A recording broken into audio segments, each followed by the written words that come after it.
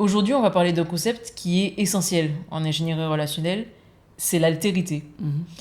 Comme c'est un sujet qui revient souvent dans nos échanges et dans les formations que le PMN dispense, je pense que c'est important d'y consacrer un petit peu de temps. Raphaël est ma fille, elle a 24 ans et depuis quelque temps, elle s'intéresse à ma profession. Elle me pose beaucoup de questions sur la médiation professionnelle, sur les thématiques d'actualité et sur tout ce qui touche à la relation. J'ai eu envie de vous partager nos échanges. Voilà. Est-ce que je suis assez motivée pour le faire ou pas ? Je dirais que lui dire merci, c'est le minimum. En effet, quand il est question d'altérité, il est donc question de l'autre. Et quand il est question de l'autre, il y a deux points de vue qui peuvent se rencontrer. Est-ce que l'autre, c'est un alter ego, c'est-à-dire un autre moi-même, ou est-ce que l'autre, il est véritablement différent de moi ?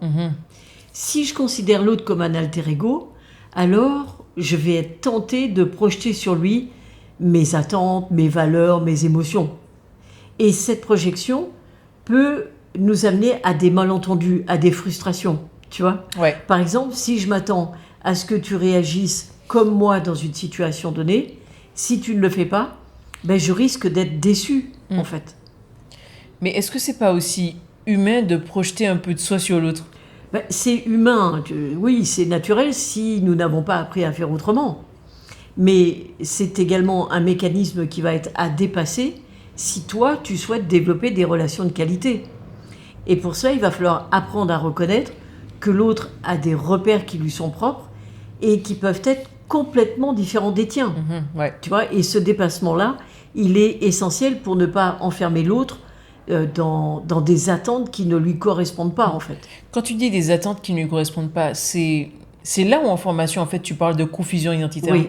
Parce que quand je pense que l'autre est un prolongement de moi-même, Ouais. ben je ne lui reconnais pas son individualité. Clairement. Et en fait, j'attends qu'il agisse en fonction de ce que je considère comme normal. C'est-à-dire comme j'agirais moi-même. La confusion identitaire, elle participe en fait à dégrader les relations parce que d'un côté, il y a une personne qui projette ses attentes et de l'autre, une personne qui se sent incomprise, voire niée dans ce qu'elle est. Mais tout à fait. Il faut bien comprendre que cette dynamique-là que tu es en train de décrire, la plupart du temps, elle est inconsciente. Tu vois, on agit comme ça parce que on pense bien faire, parce que on est persuadé que notre manière de voir les choses est universelle. Ah ouais, c'est Tu vois vrai ça. Ouais. Mais tu vois, lorsqu'on parle d'altérité, pratiquer l'altérité, c'est adopter une posture d'accueil. Ça veut dire reconnaître que l'autre a sa propre manière de penser, de réfléchir, de décider, etc. Et ça demande de sortir de mes schémas habituels de pensée pour comprendre que l'autre, ben, il n'est pas un reflet de moi-même, ni une version améliorée ou dégradée de ce que je suis. Tu vois ? Oui, je vois ce que tu veux dire. Par ailleurs, lorsqu'on est en formation, des participants font souvent la confusion entre l'altérité et des postures d'empathie ou de bienveillance. Et c'est important en fait de les distinguer parce que l'empathie, c'est tenter de se mettre à la place de l'autre pour comprendre ses émotions et ses pensées. Mais ça reste quand même limité. Et on peut jamais vraiment ressentir ou penser exactement comme quelqu'un d'autre parce que chacun a ses expériences, ses croyances et ses perspectives qui lui sont uniques. Tout à fait. Et tu vois, dans le même registre, la bienveillance, elle va devenir problématique parce qu'elle implique une posture d'autorité. C'est-à-dire, je vais décider pour l'autre ce qui est bon ou ce qui est bien pour lui. Et on en a déjà parlé d'ailleurs dans un podcast. Ça peut rapidement dériver en contrôle ou en infantilisation, surtout lorsque ce bien ou ce bon que je vais projeter ne correspond pas du tout aux besoins ou aux attentes réelles de l'autre. Ouais. Oui, alors que l'altérité, elle repose sur une reconnaissance de la pleine individualité, de la liberté de l'autre. Ouais. Ça signifie qu'on va pouvoir reconnaître sa légitimité à avoir ses croyances ou à avoir ses points de vue, à ressentir ses émotions, à exprimer ses besoins, ou même à être maladroit, ou à même se tromper en fait. C'est une manière de dire « je te reconnais tel que tu es », dans toute ta complexité, même si je ne comprends pas ou je ne partage pas ton point de vue. Oui, tu vois, on pourrait prendre un exemple. Parce que, évidemment, l'altérité, c'est partout. Ça se manifeste dans les relations familiales, au travail, dans les interactions sociales. Chaque fois que nous sommes en contact avec quelqu'un, il y a une opportunité de pratiquer l'altérité. Ah oui. Ça, c'est un sujet qui me parle bien, je dirais même qui me chahute tous les jours, en tout cas presque tous les jours. C'est vrai que tu m'en parles quand même très régulièrement en me disant, et en général le sujet commence comme ça, la pratique de l'altérité, c'est quand même pas facile. Oui, parce que bien sûr, je rencontre des personnes, je partage des activités avec elles, j'ai des liens d'amitié aussi, Ouais. et dans les échanges, il y a des moments où je suis confrontée à des différences qui me bousculent. Mm. Parfois, en fait, je me rends compte que je suis tentée de juger ou de vouloir convaincre l'autre, et c'est là que l'altérité devient un vrai défi. Elle me demande de prendre du recul sur mes réflexes de jugement ou mes envies de convertir l'autre, entre guillemets, à mon point de vue. Mm. Mais je trouve que c'est plus facile avec des amis proches ou des personnes avec qui j'ai des affinités, parce que, en fait, je partage déjà des valeurs ou des repères. Hein. Donc, accueillir leurs différences, en fait, ça devient presque naturel, quoi. Ouais, bien sûr. Mais avec des personnes qui sont plus éloignées, donc éloignées de mon cadre de référence, je trouve que c'est plus difficile. Évidemment. Lorsque nous avons des affinités avec une personne, nous sommes plus enclins à lui reconnaître une légitimité dans les points de vue qu'elle déroule, Ouais. dans ses erreurs, dans sa maladresse, dans toutes les différences qu'elle peut présenter. Mais oui, comme tu le dis, quand il s'agit d'une personne qui semble à l'opposé de nos valeurs ou de nos habitudes, notre capacité à pratiquer l'altérité, elle est mise à rude épreuve. Ah oui. Et pourtant, je dirais que c'est précisément dans ces situations que l'altérité prend tout son sens. Ce que j'ai compris, c'est que l'altérité, ça signifie pas qu'on est dans un monde idéal où il n'y a pas de désaccord, c'est Oui. le monde des bisounours, etc. Non. Exactement. En fait, c'est tout simplement le fait d'échanger avec une personne et de ne pas être en accord tout en étant dans l'altérité. Ouais. Ça, c'est vraiment important ce que tu dis, parce que pour que, tu vois, cet échange, pas facile, puisque là, tu es en train de parler de moments où les points de vue ne sont pas les mêmes. Pour que ce soit véritablement constructif, il y a des pièges communicationnels qui sont à éviter. Alors, je vais te parler des pics, et évidemment, tu sais de quoi je parle. Point d'attention, interprétation et contrainte, ouais. Par exemple, si j'écoute quelqu'un qui est en train de développer un point de vue avec lequel je ne suis pas en accord, et que je dis, attends, ton propos n'a ni queue ni tête. Là, je suis en train de faire un jugement négatif qui va empêcher tout échange constructif et qui met même l'autre dans une posture défensive.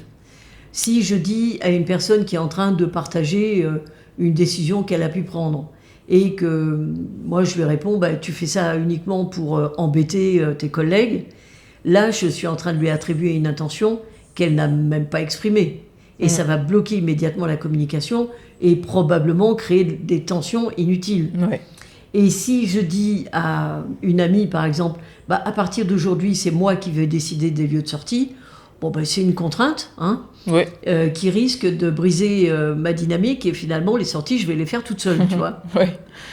En fait, en évitant les pics, et surtout les pics, parce qu'on dit les pics en général, mais c'est vraiment... Il s'agit des pics négatifs. Bien sûr. On voit qu'on peut véritablement accueillir l'autre dans sa différence et enrichir la qualité de nos relations. Ouais. Et c'est vrai que, par exemple, dans la relation parent-enfant, l'altérité, elle va pas de soi pour les parents. Ah non, mais c'est clair. Parce qu'ils ont souvent tendance à projeter leurs propres expériences ou leurs propres peurs sur leurs enfants, en pensant bien faire. Mais finalement, ça devient une source de tension pour les enfants. Ouais, dans la relation. Absolument. Un parent peut, par exemple, vouloir que son enfant suive une voie qu'il considère comme sûre, tu vois, avec une réussite au bout. Et souvent, les parents, en tout cas d'une certaine génération, c'était médecin, avocat, tu vois, parce que, voilà, il y a la peur des incertitudes par rapport à d'autres choix de carrière. Mais cet enfant, qui, évidemment, peut être un adulte, lui, il peut avoir des rêves qui ne correspondent pas du tout à cette vision. Lui, il a envie de devenir artiste, entrepreneur, que sais-je.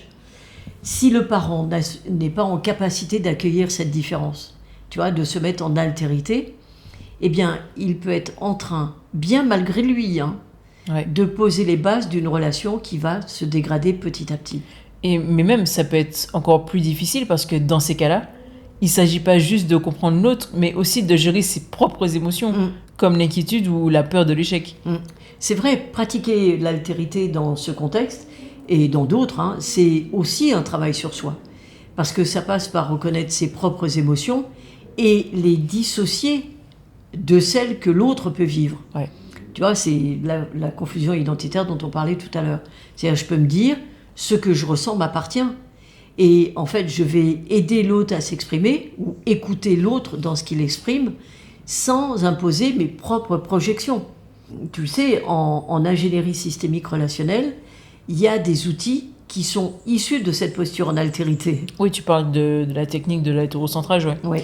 Oui, c'est un néologisme, en fait, inventé par celui qui a créé l'ingénierie systémique relationnelle dont tu parlais. Ouais. Et je pense que le nom de la technique est clair. Ça veut dire qu'en l'utilisant, je me centre sur l'autre et pas sur moi. Ouais. Alors oui, c'est une technique que les médiateurs formés à l'ingénierie relationnelle utilisent pour accompagner leurs clients. Parce que lorsque les personnes sont en conflit avec quelqu'un, en fait, elles le sont d'abord avec elles-mêmes. Tu te souviens, on en a déjà parlé, ça. Le conflit en soi, ouais. Exactement. Et elles ont besoin d'éléments structurants. D'abord, de sortir de cette dynamique émotionnelle qui alimente le conflit, et puis d'une réflexion qui va leur permettre de sortir d'une contradiction, de croyances limitantes, de contraintes imaginaires, tu vois, pour aller vers une décision qu'on peut qualifier de libre et d'éclairée. Et la technique consiste pour le médiateur à se centrer sur les paroles, sur le ressenti, sur le comportement de l'autre, en énonçant ses propos sans jugement, sans les pics en fait, sans jugement, sans interprétation, sans prédintention, sans contrainte. Et de la même manière que le médiateur professionnel utilise cette technique, bien toute personne qui va se former à l'ingénierie systémique relationnelle peut également utiliser dans la vie de tous les jours. Et c'est ça qui va permettre de pratiquer l'altérité. Mais bon, peut-être que ça mérite un exemple. Oui, parce que c'est quand même très théorique tout ça.